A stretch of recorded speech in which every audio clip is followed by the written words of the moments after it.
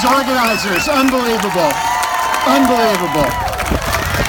Hey, listen, this really warms my heart to see hundreds of people here on the town green standing up for diversity, standing up for love, standing up for inclusion. And I'm sorry that I'm not in my Senate uniform. I am walking across the state of Connecticut this week. I started this morning in Danielson, and I'm on the back end of 24 miles today.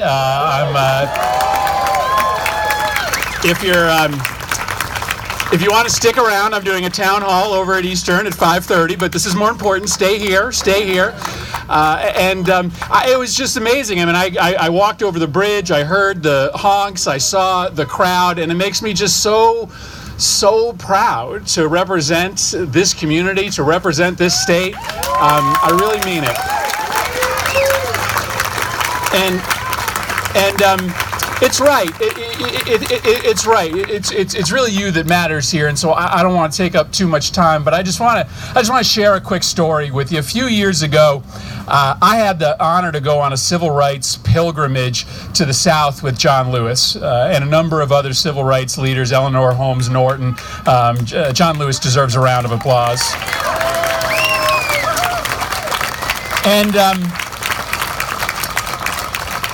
And John Lewis leads a trip like this every year, but it just so happened that he had never led a trip to Jackson, Mississippi. And Jackson is important for many reasons, but probably in John's mind, it's most important because one of his close friends, Medgar Evers, was shot in his driveway on his way home. And John had never been to Jackson since that murder. And we visited the home of Medgar Evers, and it's just a sight to see. It's preserved as it was that night. The children didn't sleep on beds, they slept on mattresses on the floor because things would come through the windows at nights, and so the kids couldn't be sleeping at night at the level of the bed the beds would have them at. They had to be on the floor. And as you stand on Medgar Evers' driveway, his blood is still soaked in to the cement, into the concrete.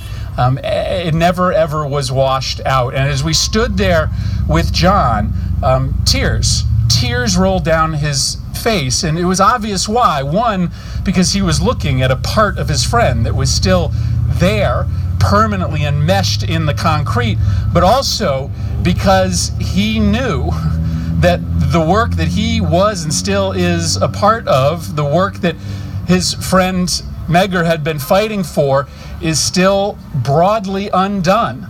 That as much progress as we have made, all that happened was that much of that racism and misogyny and anti-Semitism, it just went underground, right? It didn't disappear.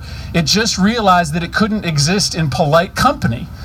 And over the last 8 years, it became part of legitimate political opposition, right? There's no way to explain the ferocity of animosity towards Barack Obama, towards his presidency, without understanding racism at part of its root. Not all of it, but it became legitimized.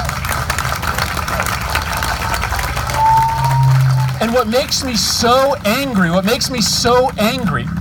is that part of the fuel that married together political opposition to the president and that quiet, latent racism was the work of our current president. His birther campaign was one of the matchsticks that lit a fuse that combined political opposition to the president with that underlying quiet racism that had existed and still exists in so many parts of our country. And so I know today we're so mad at this guy for not speaking out and calling terrorism by its name, calling out white supremacism, calling out neo-Nazis. But as Dennis said, this guy is 71 years old. We can hope that he's going to change, but he probably isn't. Right? So we have to look at ourselves, and we have to start at home, right? Let's admit that we have enormous amounts of work to do here in Connecticut, yes, right? We do. Yes, we do.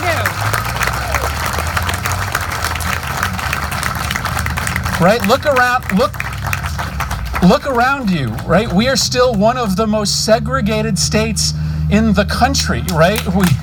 We still, if you are a black family that goes to look to buy a house in this state, you are pointed to certain neighborhoods, right? You are not pointed to other neighborhoods. If you're a black child going to school in this state and you commit an offense inside a classroom, you are twice as likely to get suspended or expelled from school as a white student who commits the exact same offense. This is real. This is happening in our state, right? And so we need to be active. We need to resist at the federal level. I hope I'm standing up and raising my voice as loud as it can be, but we have stuff to do here.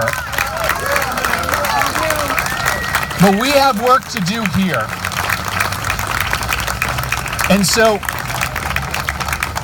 my heart is warmed by seeing the turnout today. I know there are similar vigils happening all over the state, but it is a wake-up call to remind us that there is still so much work to be done. And some of it can happen in Washington, but much of it can happen here.